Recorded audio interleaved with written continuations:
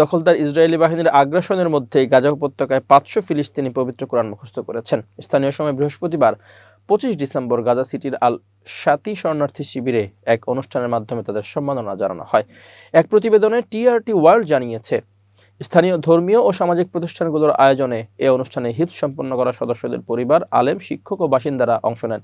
অনুষ্ঠানে উপস্থিত অনেকেই যুদ্ধের সময় একাধিকবার বাস্তুচ্যুত হয়েছেন। কুরআন তিলাওয়াত, দোয়া ও বক্তব্যের মাধ্যমে অব্যাহত বোমাবর্ষণ, অবরোধ ও মানবিক বিপর্যয়ের মুখে ধৈর্য, বিশ্বাস ও অবিচলতার বার্তা তুলে ধরা হয়। আয়োজকরা জানিয়েছেন, নিরবিচ্ছিন্ন বিমান হামলা, বিদ্যুৎ ও বিশুদ্ধ পানির সংকট, নিরাপদ আশ্রয়ের অভাব এবং স্বজন হারানোর বেদনার মধ্যে অত্যন্ত কঠিন পরিস্থিতিতে তারা পবিত্র কোরআন মুখস্থ করেছেন।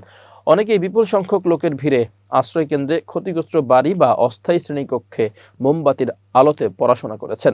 অনুষ্ঠানে বক্তারা বলেন, যুদ্ধকালীন সময়ে কোরআন হিফজ কেবল ব্যক্তিগত ধর্মীয় অর্জন নয়, এটি ফিলিস্তিনি পরিচয় ও সংস্কৃতি সংরক্ষণের একটি সম্মিলিত প্রতিরোধের প্রতীক।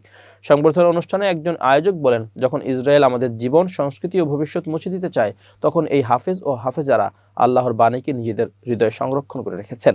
উপস্থিত ধর্মীয় আলেমরা জানান, দীর্ঘদিনের অবরোধ ও একাধিক সামরিক অভিযানের পরও গাজায় কোরআন শিক্ষার ঐতিহ্য রয়েছে। যুদ্ধের সময় বহু হিফজ কেন্দ্র ক্ষতিগ্রস্ত বা ধ্বংস হলেও স্বেচ্ছাসেবী উদ্যোগ ও পারিবারিক নেটওয়ার্কের মাধ্যমে শিক্ষা কার্যক্রম আনুষ্ঠানিকভাবে চলতে থাকে। অভিভাবকেরা জানান, বোমা পড়া শব্দের মধ্যে এবং জীবনযাত্রা কঠিন হয়ে ওঠার সময় তাদের সন্তানরা সান্ত্বনা ও শক্তির জন্য কোরআনের আশ্রয় নিয়েছে।